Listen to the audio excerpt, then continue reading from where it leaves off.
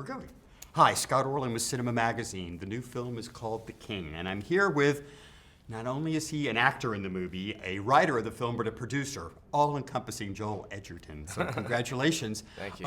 You know, I must say, when I was watching this movie, I thought, every little boy's fantasy of holding a sword and rolling around in the mud, you get to do that.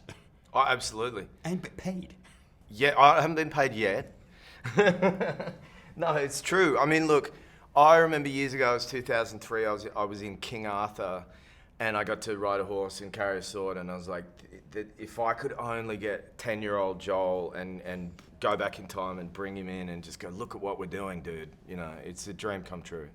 Talk a little bit about the nature of this story, because it's obviously based in some historical fact. Yeah. It's kind of Shakespearean in tone. I think you borrowed actually from Shakespeare. But why do you think this story of King Henry makes such a compelling tale at this time? Well, you know, the launching pad was always Shakespeare because I had done the plays and I was fascinated with Henry V's ascension and his conflict with his father and what he did next, which was to conquer France and why. And it just, when I got together with David and we talked about it, we just really kind of delved into what was the politics that surrounded that. And it really reflected a lot of political situations of now, and just understanding that a person who goes into a position of power with certain altruistic kind of intentions often realise that the realities are not so, and that the people that surround them have their own agendas. And it just seemed very modern to me, and so that's why it felt like it was a good, honest, and relevant reason to make a new version of it. And in our own way, borrowing a little bit from Shakespeare, delving further into the true history, and then using all that to create our own, have our own intention. John Falstaff, the character that you play, is really the good, loyal friend of Hal before he becomes king and then kind of comes back into the picture. And I thought, you know, that was one of the compelling stories to me in this, because who can we really trust, especially when things start happening? So I was just wondering, who has there been in your life who has been the person that tells you the honest truth that you can kind of go to for advice? Oh, it's just family. It is funny, you know, it's always the people you know that have always known you, that have known you through thick and thin, or, you know, before you were anything of value, before there was anything, before you had any apples on your tree that they could take away from you.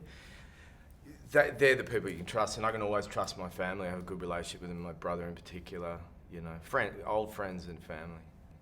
And watching this movie, as talented as your acting skills are, I think what's really going to surprise audiences is your dancing, which we kind of get to see in the movie. Talk about how specific you had to work on that training. Well, look, you know, playing Falstaff is a real dicey sort of thing to step into. We even toyed with changing the name because he's really based on an old character who was a political opponent in some ways to Henry IV. He'd fought in a war with Henry IV, so he was a soldier. This guy's John Oldcastle, and he was against the church. And young Henry had become friends with him because they both had a common disinterest in Henry IV. But he was, you know, we wanted to make younger Falstaff. A really interesting point is that Falstaff was considered old. And in that period, I'm 45, I would have been an old man. 45 would have been getting close to the end of life. But I really wanted to put on enough weight and let myself go. I put on about 25 kilos and just, while I was doing post on Boy Erased, actually, I just double breakfast, double lunch, double dinner. And I was like, I've got to get that shirt off. I've got to have a little dance in this. Yeah, it was good actually. It was good to get that bullish physicality. A Falstaff who could actually fight, and his reluctance to war is not so much out of understanding that it's a frivolous pursuit, but it's a frivolous pursuit because he's experienced it before, and there is nothing good about it, and he's sworn off it. And of course, he comes back to help a friend who happens to be famous. Congratulations on the movie. It's terrific. Really, people. The King, Slow Joel down, Edgerton, Joe. Scott Orlin. Until next time. Thank you.